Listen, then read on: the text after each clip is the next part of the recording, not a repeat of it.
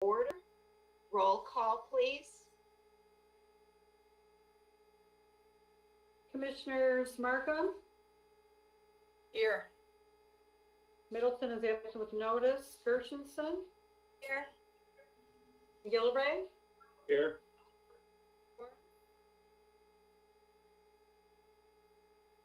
Quarles, Here. Howell, Long, Here. Cowell, here.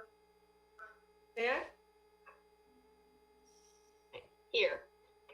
Madam Chair, you have a quorum. Thank you. Let's do the Pledge of Allegiance. There's my flag.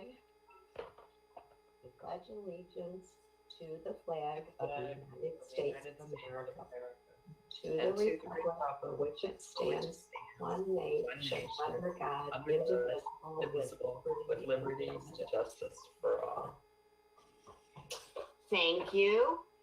And I would like a motion for the approval of the minutes, please. Commissioner Quarles, supported by Commissioner Cowell. Are there any questions or concerns about the minutes? Seeing none, all those in favor say aye. Aye. Anybody opposed, say nay. Motion carries. I need an approval of the agenda, but we are going to revise the agenda a little bit on behalf of the time for our deputy county execs. I'm going to move item number 7 to, which is county exec treasury first responder pay, to item number 2. And then I'm going to move up item number 9 to item number 3. And everything else will follow after that. Commissioner Long, are you moving it Yep, I'll move it. as amended? And Commissioner Markham is supporting it. Are there any questions or comments about that? Seeing none, all those in favor say aye. Aye. Aye. Aye. Anybody opposed? Motion carries. Okay, do I have any public comment today? Good morning. Your public comment lines are open. You have no callers and there are no written submissions.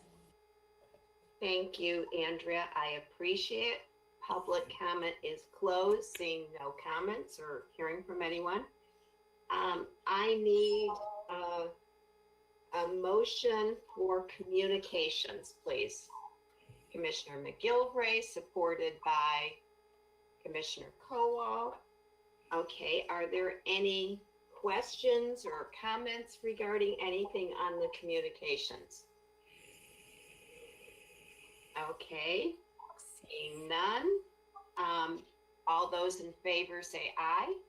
Aye. Aye. Aye. Anybody opposed, say nay. Okay, motion carries. We move on to the consent agenda. And I need a motion to approve that. I'm going to say, Commissioner Gershenson, do you want to move this consent agenda item? It is Board of Commissioners Tri-Party Road Improvement Program Fiscal Year 2020 Appropriation, Charter Township of Bloomfield, resurfacing of Maple Road from Inkster Road to Franklin Road.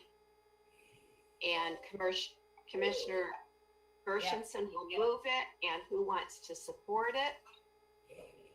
Commissioner Cowell, are there any questions about this? Seeing none, let's call the roll, please. On item 1, Commissioners Markham, Yes. Yes. Gershenson, Yes. McGilvray, Yes. Quarles, Yes. Howell, Yes. Long, Yes. Cowell, Yes. Zach, Yes. Madam Chair, you have 8 yeas and 0 nays. So the next item, item number 2, is county acceptance of the Michigan Department of Treasury First Responder Hazard Pay Premiums Program, a grant acceptance. And Deputy County Exec Sean Carlson, are you with us? Welcome. Thank you, Madam Chair. This did go through the pandemic committee the other day, but I want to just share with you, we did receive a grant. State of Michigan has a couple of different CARES Act grants that are out there. This particular CARES Act deals with the hazardous pay, and it is receiving that first responder dollars, and it is called the FRHPP grant. We have application that's in. We've been notified by the state that they have approved the $996,000. We put in an application that was just slightly over $1 million. There's 5,000 that we're questioning and going back with them. But I think your resolution has the full $1 million that's stated in there. So we do believe that they made an error. But that's what we're asking to receive. Just so you're aware, there's also a PSPHRR grant, and this is just for situational awareness. This has to do with refunding our communities, and that's worth $2.7 million, and we're waiting to get official approval from the state on that as well. But this is for our first responders in regards to CARES Act funding grant from the state. Are there any, I need a motion, right? I need a motion for this. Commissioner Quarles, supported by Commissioner Gershenson. Forgive me, I didn't do that. I saw Pam's hand. Okay, so are there any questions about this? This is Lynn. I just have a clarification. We did receive confirmation from the state late on Monday that they will be reimbursing us the dollar amount for the first responder hazard pay for the just over $1 million amount. So they should be releasing those additional funds by the end of the month. And the other program that Sean referenced, the Public Safety, Public Health Payroll Reimbursement Program, the state did authorize that $2.7 million. We previously got through the board process and we have received those funds. And we're just waiting to see if they're going to release any additional funds that would require us to come back to the committee. Thank you, Lynn, for the update, the current update. I appreciate it. Do I have any questions from the committee? Sean, I do have a question. This is being used for funding for services before we got the CARES money. Is that for money that we expended earlier? I believe this is funding for the March through May, but I'll just get a clarification since Lynn's on the line. Is that correct, Lynn? It's for April and May. April and May. Okay. Thank you. Any other questions? Seeing none, please call the roll. And item number 2, Commissioners Gershenson, Yes. McGillivray, Yes. Quarles, Yes. Powell, Yes. Long, Yes. Howell. Yes. Markham, Yes. Zach. Yes. Madam Chair, you have 8 yeas, 0 nays. Thank you. We are going to move on to item number 3, which was formerly item number 9, County Executive Acceptance of the County Executive Plan to partner with the Community Foundation for Southeast Michigan on a Community Policing Innovation Fund for Oakland County communities.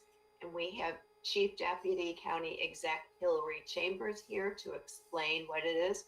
I need a motion, please. Commissioner Gershenson, supported by Commissioner McGillivray. And welcome. Good morning. Thank you. Thank you very much. And thank you very much for accommodating us at the beginning of the agenda. We certainly appreciate that, and we know how busy your schedules are. I want to use the opportunity, if I may, before I talk about this exciting new program, because I have so many of you, if you will allow a brief PSA on some other CARES Act programs that I know that you're interested in.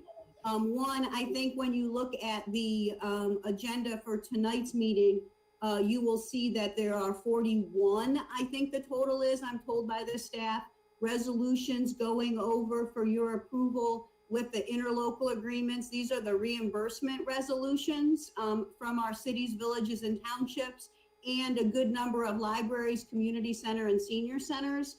So these programs are certainly picking up in terms of the reimbursement requests. We're closing in on 10 million for our CVTs, and the libraries and the community centers are a little bit slower because of their individual situations, but that's now over $600,000 of reimbursement. So if you can help us continue to reach out to those who have not yet sought reimbursement from us, you know, we hope to close those out by the end of November so that we can get final approval from you at your December board meeting and get those payments made.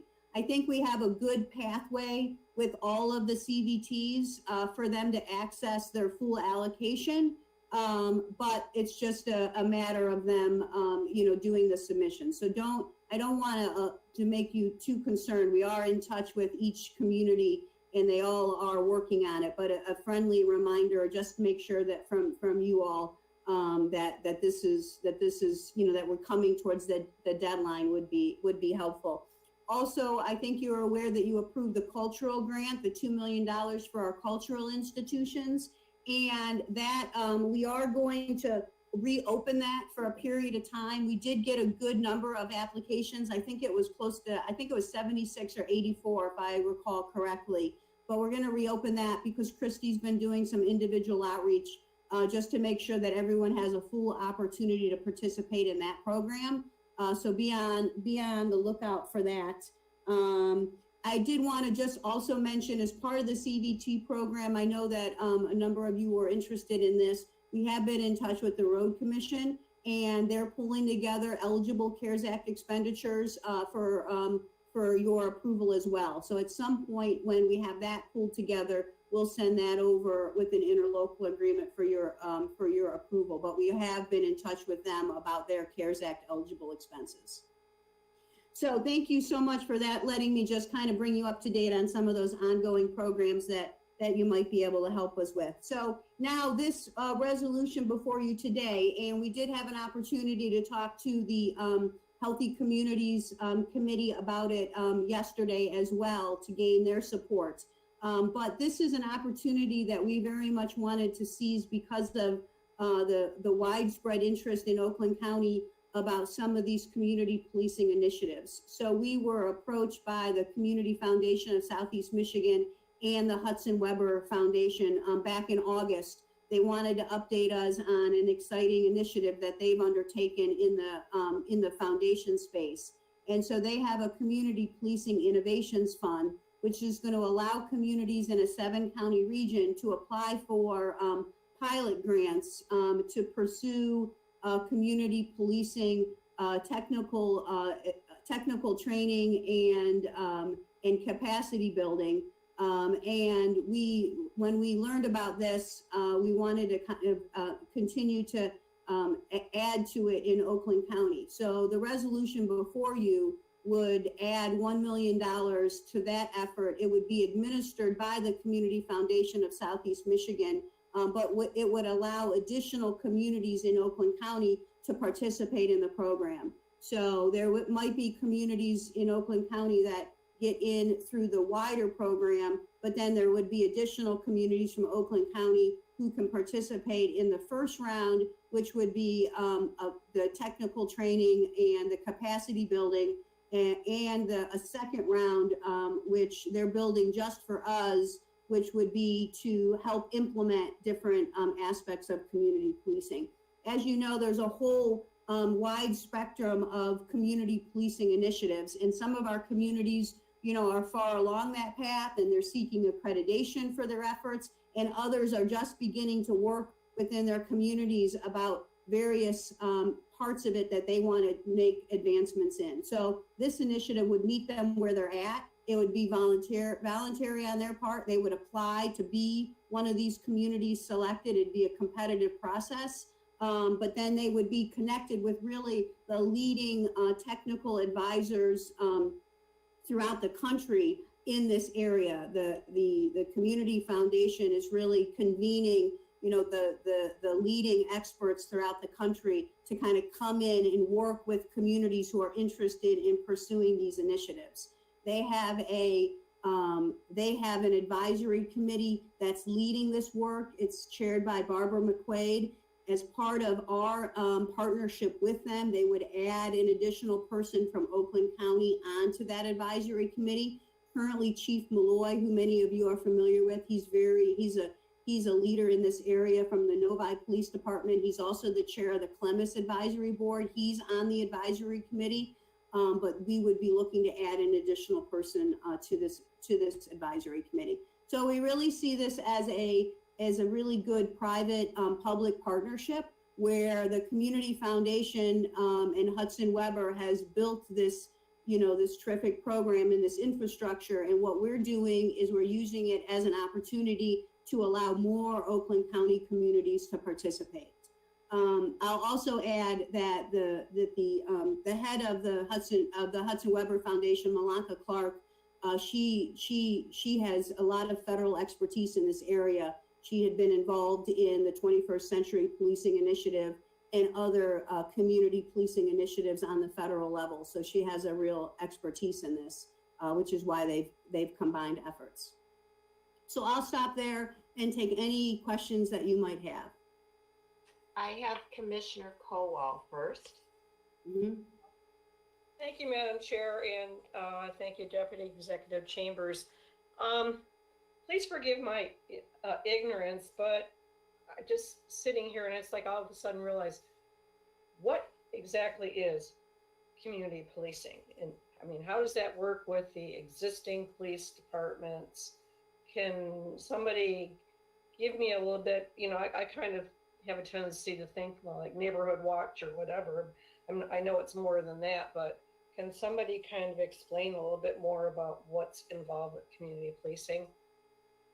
Sure. I mean, community policing, it is what you talked about in terms of community involvement in the policing initiatives within the community. I mean, it really kind of weaves together the community with the police department so that there is a real grassroots type of approach. And it might vary by community as well. But at the heart of it, it is the police department and the community working together to build trust and to build policies and procedures that support, you know, safety and law enforcement and community protection in those areas.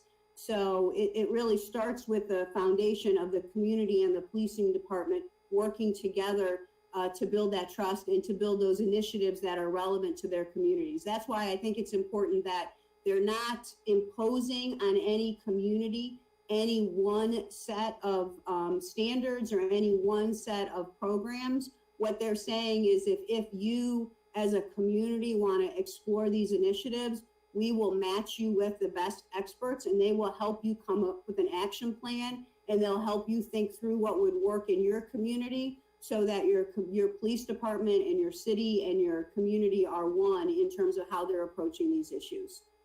And it depends, I mean, as it advances, you know, there would be cohesion between the community and the police department in terms of training efforts, in terms of procedures, in terms of policies, and in terms of really the police department being partners with the community in keeping the everybody safe.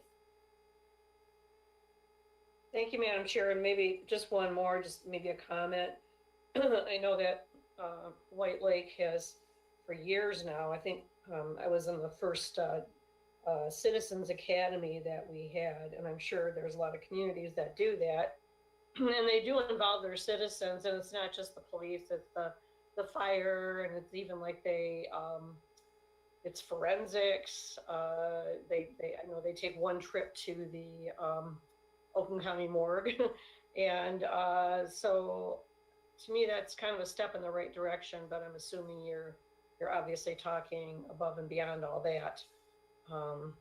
So I don't know. I'm just looking forward to seeing this unfold, and I think a lot of communities have already made steps in that direction, and if there's more to be done, but I think like our community has, like if you go on vacation, they'll watch your house for you.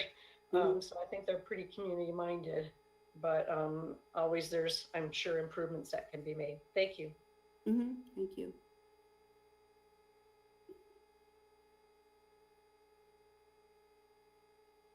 I have Commissioner Long, followed by Commissioner McGilvray. Thank you, Madam Chair. Hillary, I'm assuming the local police departments and Oakland County Sheriff's deputies are on board with this? I have talked to Under Sheriff McCabe about this when you all set aside the $1 million last month as part of the fund balance assignment. And as I mentioned, there are local police departments that are involved in the advisory committee overseeing this effort with the Community Foundation of Southeast Michigan. We have not yet made the communities aware of this opportunity. They have not launched the program yet. That's why we wanted to get on the ground floor so that more Oakland County communities are able to access this type of training and technical assistance. But they will be fully informed of the opportunity once it's launched. And then, Hillary, they would be able to either engage in it or not if they did not want to. I don't see why they wouldn't want to, but each local municipality and then I see Under Sheriff McCabe here would be able to participate or not participate. Is that correct? I mean, they would have to respond to the RFP. So it would be a competitive process, right? They would be competing. They'd have to respond to the RFP about what they were interested in pursuing. They probably would have to convey, some level of community support. So they would have, community probably letters of, the RFP hasn't been finalized yet, but they'd have to respond to the RFP that they want to be one of the first pilot programs. And then they would get awarded the grant. Okay, thank you. I'm going to recognize Under Sheriff McCabe if you have anything that you want to add to this before I move on to Commissioner McGilvray. No, Hillary and I have discussed this when it first came up, and the Sheriff's Office is fully supportive of it. And community policing is not something that's new. It's been in place in many areas. This is something that will enhance that and help build relationships within the local communities. And we're looking forward to having our individual communities apply for it. And I think given the times today, it's a good move. Thank you. Commissioner McGilvray. Go ahead. Do you want to, Hillary, would you like to add I just want to, the Under Sheriff and the Executive Office, the Sheriff's Department and the Executive Office, we're working on another initiative that we think will also be helpful to communities that I just wanted to make you aware of. We've been working on what will ultimately be a dashboard for those communities that participate in CLEMIS and want to, to communicate to their residents information about their policing data.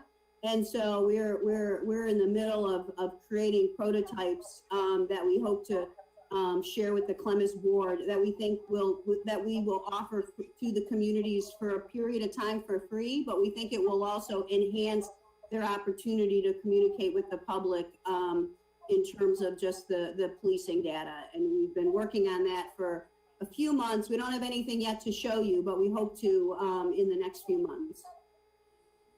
Thank you. Now, Commissioner McGilvray. Thank you, Madam Chairperson. In 1985, I attended a National League of Cities conference, and there was a whole session on community policing. I got really excited then. I'm even excited now. I think it's the direction that we need to go in. If I can just quickly explain what I heard there, and that is that they took smaller cities and divided them up so that each officer had a 10-block area, for example, and they got to know everybody within that 10-block area. If it was drug-related, it might be child abuse, it might be burglaries in the neighborhood, whatever it might be. And this officer was always in charge of the community policing in that area. And I thought it was a great idea. He got to know all the kids in that 10-block area. It's a great step. My question to you, Hillary, is this is just for training only, this $1 million grant, is that correct? Yeah, well, we've crafted it in 2 phases. We've crafted it, the first phase, which is, it is more of the technical assistance and the planning and the capacity building. And that is really what the foundational effort is of the Community Policing Innovations Fund. It's to match communities who are interested in pursuing this with experts in the area to help them craft the action plan. We did add a second phase, which would say to the same communities, you know, if you're in the implementation phase and you need, like, let's say 75,000 or 100 in order to take that next step and to do something specific, you can come back and apply for the second phase. And so we thought that was a good way to kind of split up the funds so that we could get more people in the initial phase, but also continue to support the communities who might need a little bit more for a specific training. But you're right, the first phase is really technical assistance and capacity building. It's crafting how you want to handle this in your community.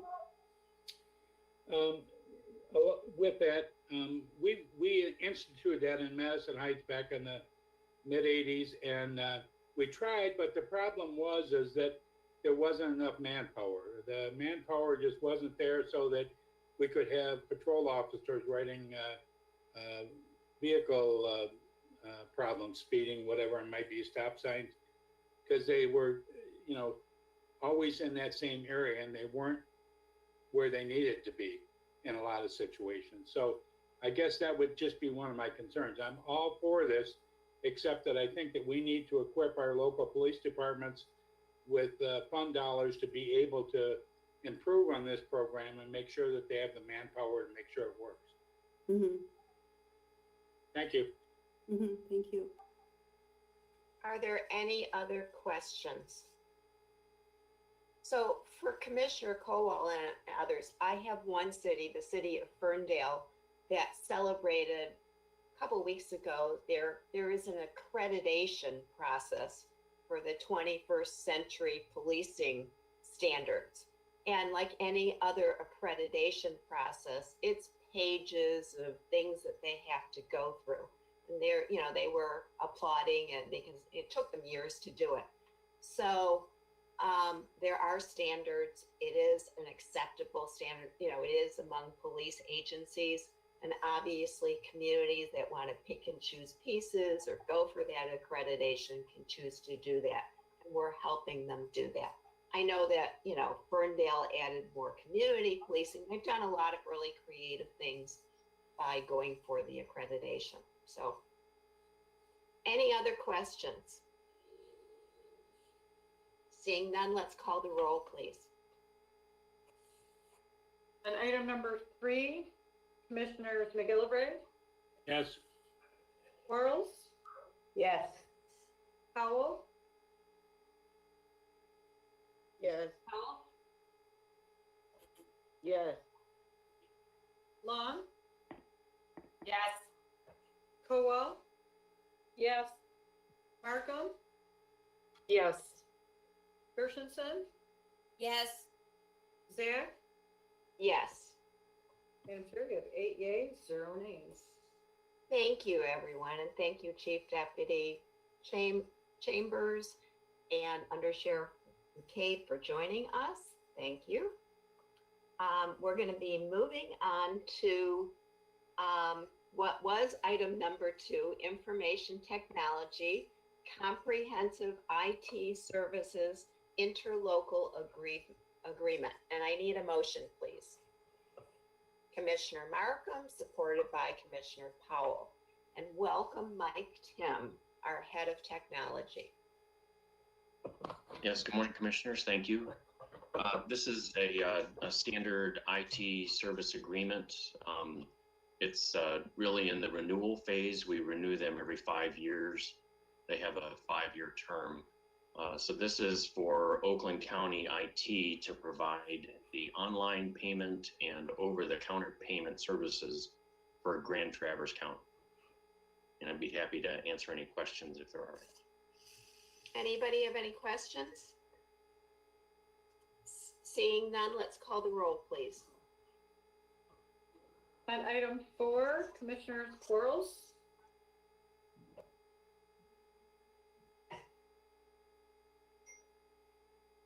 Powell?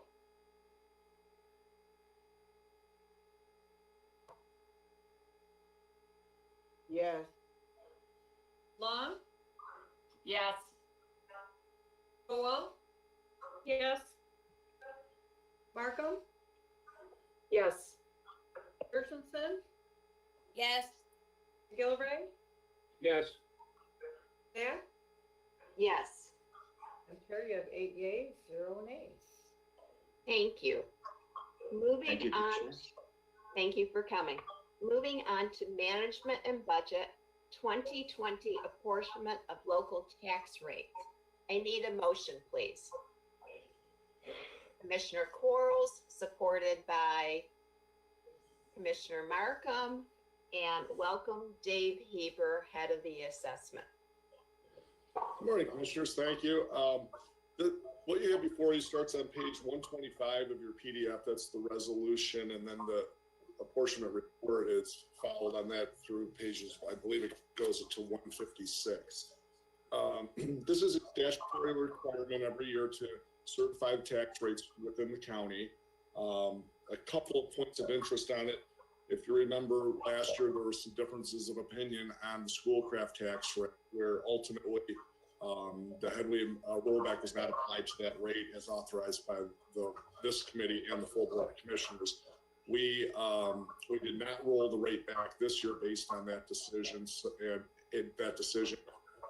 and we worked over the course of the spring and summer with Schoolcraft to ensure that they collected the appropriate tax revenue from last year's report. So that, I guess I want to put out there is in our rear view mirror. I know that Commissioner Martin is on and Commissioner Whitebird. That's a very small area of Lyon Township, Northville, Novi, and a little bit of Farmington Hills as well. The other thing that I thought might come up that I'll try to head off is that you're currently certifying 0.2310 from county parks to be levied in December of this year. In the event that the ballot proposal passes and the millage rate is changed to the 0.35, that will come back before this committee at the December meeting, like we always do when there's changes or late elections. There's several other elections out there in your local communities that are not affected for the December levy. Those will just be brought forward if they're passed for next year or 2021 or 2022, whatever the ballot language says. Shannon Morrison is socially distanced, but within earshot. She's the employee that works with all the communities and taxing authorities to put this report together. And I appreciate her efforts working with everybody during this remote time. But with that, I'll take any questions. Do I have any questions? Commissioner Colwell. And those of you that aren't speaking, could you please mute? Thank you. Thank you, Madam Chair. I don't really have a question in so much as when I saw this, I couldn't believe it. It's like, didn't we just do this? So I just feel like my life is flashing before my eyes. So anyway, that's just what I had to say. Just when you see this stuff, you think, oh my gosh, I thought we just did it, but apparently not. So here we are. Thank you, Dave. Take care. Thank you. Commissioner Quarles. Thank you, Madam Chair. Looking at your report on the comparison, just for clarity, what's the difference between a unit decrease as opposed to a Headley rollback? I mean, I know what a Headley rollback. That would be where the elected officials within a community or within a taxing authority decided to reduce the rate on their own as opposed to a required rollback. Oh, Okay. Thank you. Anybody else have any questions? Seeing none, let's call the roll, please. On item 5, Commissioner Powell, Yes. Long, Yes. Howell, Yes? Markham, Yes. Gershenson, Yes. McGillivray, Yes. Quarles, Yes. Zach. Yes, Madam Chair, you have 8 yeas, 0 nays. thank you. Moving on to Central Services, Oakland County International Airport, install runway lighting, construct and rehabilitate taxiways runway 9R/27L, construction 2020 grant program acceptance. I need a motion, please. Commissioner Long, supported by Commissioner Markham. And welcome Cheryl Bush, head of our airports. Good morning, everyone. Thank you, Madam Chair. We have received this grant. It's a federal project, federal funds administered as they typically are through the Michigan Department of Transportation. This is a major project on our primary runway here at Oakland County International. The full project cost is $11 million just under $400,000. The project will begin in the spring of 21. We are receiving a federal grant worth 90% of that project, which is $11,025,000. And it will also include a state match of $186,000 and then a local match out of our airport fund of another $186,000. Actually, the project is funded even greater than that 90% because we've taken advantage of some CARES funding, which has allowed us in this year of tumultuous projects with COVID to waive the 5% fee on the first $7.6 million of the project. So we are really just funding about 1.6% of it, and the rest of it's coming from federal dollars. Thank you. Any questions? Okay, seeing none, let's call the roll, please. Commissioners Long, Yes. Howell, Yes. Markham, Yes. Gershenson, Yes. McGillivray, Yes. Quarles, Yes. Howell, Yes. Zach. Yes, Madam Chair, you have 8 yeas, 0 nays. Thank you. thank you. Moving on to item Board of Commissioners Extension number 6 of deadlines for the recommendations of the Ad hoc Committee on Investment of Public Funds and reauthorization of the list of official depositories.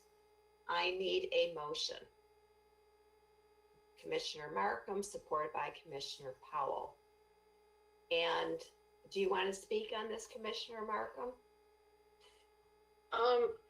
There's not a lot to say. We just have not, with everything that's happened with COVID and everything else, this is one of those things that's fallen way down the priority right now. So we do plan to have something by the end of the year. And Mr. Ward, if you or your staff have anything to add to that, I'd appreciate it. Sure. Thank you, Commissioner. We've asked for professional consultation and advice from Baird, our bond counsel.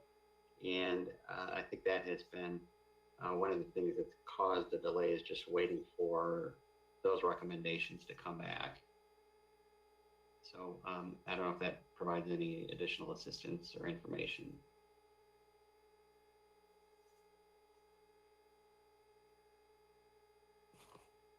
Okay, any other comments? Okay, let's call the roll, please. Commissioners Colwell, Yes. Markham, Yes. Kirshenson, Yes. McGillivray, Yes. Quarles,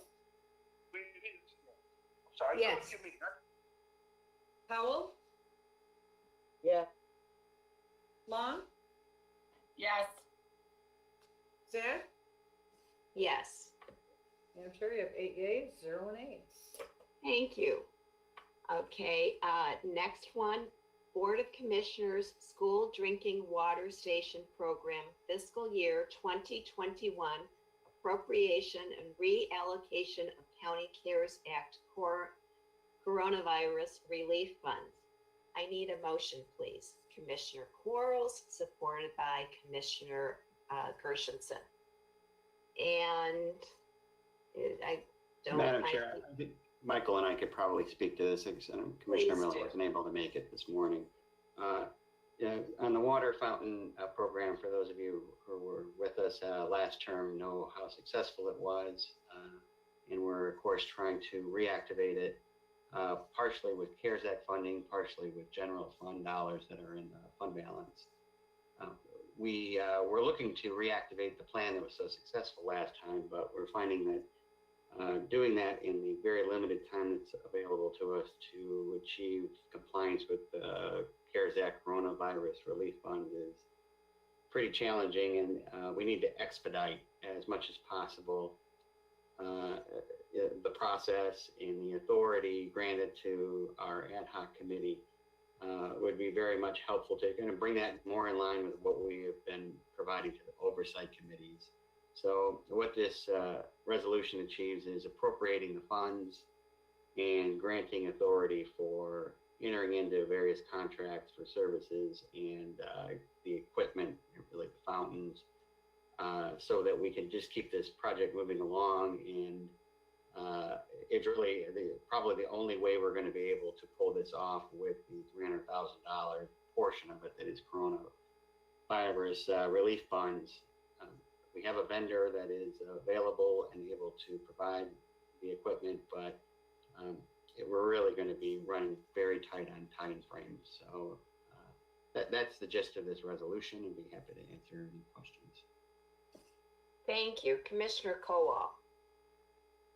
Thank you, Madam Chair. Chris, I didn't, when I read this resolution, it looks like we had already allocated funding for that, and having Yes. done so, wouldn't that make it ineligible for CARES Act funding? So you've allocated $300,000 from the federal grant, and you also had in the budget last year another $300,000 that you had reserved in the fund balance. So we are eligible still to be able to do this. So I guess the difference would be from allocation to appropriation is what we're talking about today, is actually appropriating the funds to the line item so the funds can be released to the vendor, secure the equipment. We may have some distribution issues that need to be worked out so that we can be aligned with the CARES Act eligibility requirements. So I do want to mention, though, I forgot to mention this, though, that this is all contingent upon the distribution and the approval to go, to grant this equipment to various school districts and public school academies also will come before the board. It's just we're going to be moving along the internal process. Excuse me, sorry. I don't know if that answered your question, Commissioner. Yeah, I was just a little bit mixed up on the fact that, so this is aside from what we had appropriated from from county funds. In other words, this is a separate. Yeah, we've added both. We basically did a match of the general fund dollars with CARES Act dollars, and so as long as the fountains are CARES Act eligible, and we've run that past Guidehouse, our consultant, and we believe it is so. It's really just a matter of getting them ordered and having them delivered before the 30th of December. So a portion would be paid for out of CARES Act, and a portion would be paid for out of the general fund. And we just need to move from the allocation and assignment of fund balance to appropriation so we can expedite things. Okay, thank you, Chris. Thank you, Madam Chair. Commissioner Long. Oh, I'm just gonna be funny. I hope the drinking fountains aren't from China because you'll never get them before December 30th. Okay, well. They better be USA. They better be USA because you can get nothing from China now. Okay, well, I appreciate the heads up and the advice on that. Definitely any contract with a vendor would be contingent upon their ability to fulfill the delivery. Otherwise, we would be on the hook for those costs. Frankly, we started this. This is definitely COVID friendly because you don't have to touch anything, you know, to get the water. So when, you know, when students are in school or returning, it's a much safer thing for COVID. So Yeah, we do have the applications out to the schools, and as of yesterday, Amy Aubrey on our staff, who's been doing a great job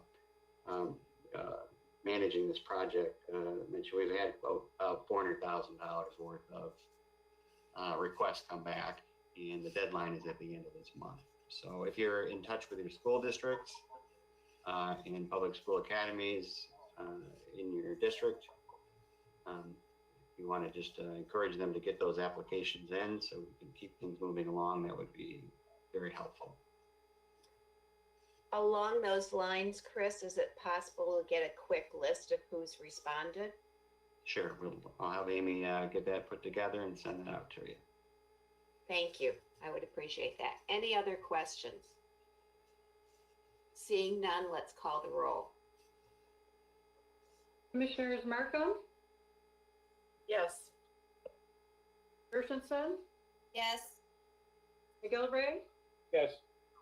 Quarles, Yes. Howell, Yes. Long, Yes. Howell, Yes. Zach. Yes, Madam Chair, you have 8 yeas, 0 nays. thank you. Moving on to what was item number 8, probably item number 10 now. Health and Human Services Health Division Fiscal Year 2021 Local Health Department Comprehensive Agreement.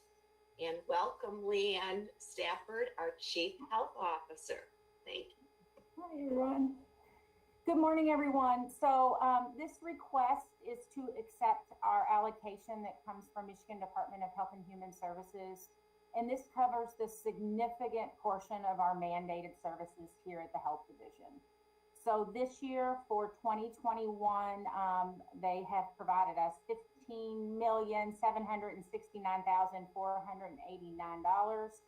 This is an increase, but the increase is due to our COVID and flu dollars. And so they've wrapped it all into one agreement this year so that we would have, these would be considered part of our mandated services, which obviously is very necessary this year. So there was some increase for contact tracing and investigation, which you all know we're doing a lot of right now, very frequently right now, especially as our cases continue to rise.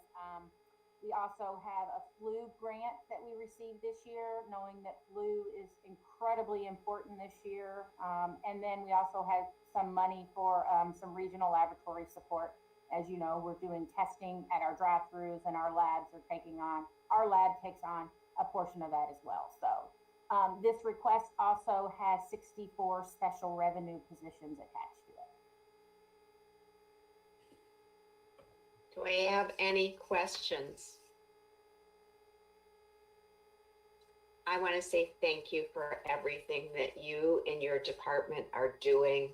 It's just been stellar, everything that you've done. And I'm glad that we are getting some additional resources from the state to continue all of the good work that you're doing. Any other questions, comments? Yes, Pam. Madam Chair, did we get a motion on this? I don't You know. know, if I'm not sure that, okay, Commissioner Quarles moving it. Thank you, Commissioner Long. Thank you for reminding me. I moved on fast.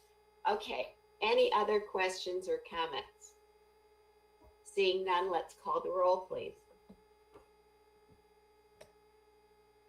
Commissioner Skirchinson, Yes. McGillivray, Yes. Quarles, Yes. Powell, Yes. Long, Yes. Howell, Yes.